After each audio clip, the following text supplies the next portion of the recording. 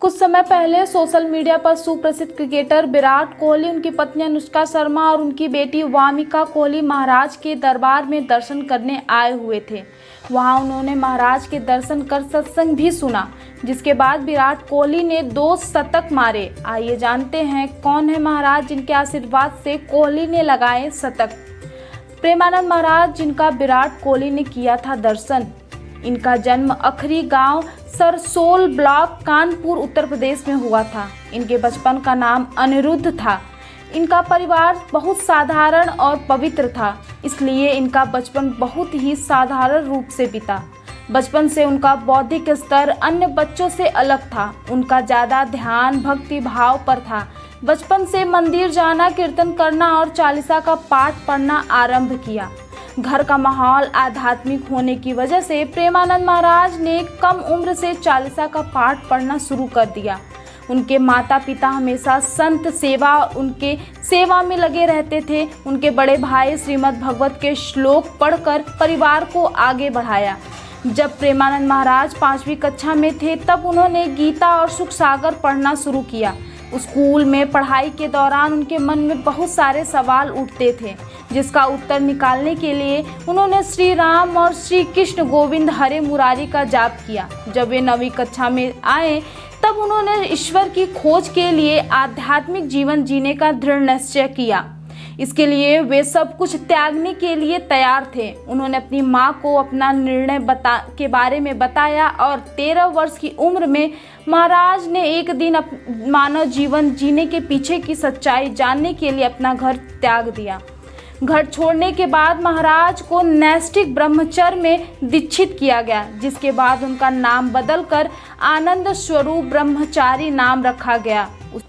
ईश्वर को पाने के लिए कठिन तपस्या की, तब से उनका सारा जीवन भगवान की भक्ति में समर्पित हो गया। वे अपना ज़्यादा समय अकेले में बिताना पसंद करने लगे। प्रेमानंद जी ने शारीरिक चेतना से ऊपर उठकर मोह माया को छोड़कर पूर्ण त्याग का जीवन व्यतीत किया। माना जाता है कि प्रेमानंद महाराज को संन्यास और आस्था के बाद कुछ वर्षों बाद ही भगवान शिव का आशीर्वाद मिल गया। एक दिन वे बनारस में एक पेड़ के नीचे ध्यान कर रहे थे, तभी वे श्री श्यामा श्याम की कृपा से वृंदावन की महिमा के प्रति आकर्षित हुए। बाद में उन्होंने एक रासलीला में भाग लिया। उन्होंने करीब 1 महीने तक रासलीला में भाग लिया। उनकी दिनचर्या सुबह के समय श्री चैतन्य महाप्रभु की लीला और रात में श्री श्यामा श्याम की रासलीला देखना था। 1 महीने के अंदर ही वे लीला में इतने मग्न और आकर्षित हो गए कि उनके बिना अपने जीवन जीने की कल्पना नहीं कर पा रहे थे। कुछ समय बाद प्रेमानंद एक शिष्य की मदद से मथुरा जाने को तैयार हो गए। उनके दिन की शुरुआत वृंदावन की परिक्रमा और श्री बांके बिहारी के दर्शन करना था। प्रेमानंद महाराज पूरे दिन राधा वल्लभ जी को देखते रहते थे।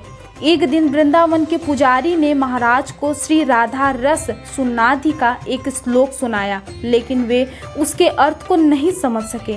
अर्थ को समझने के लिए गोस्वामी ने उन्हें हरिवंश जी का जाप करने को बोला। महाराज ऐसा करने से हिचक रहे थे, क्योंकि उन्होंने ऐसा कभी नहीं किया था।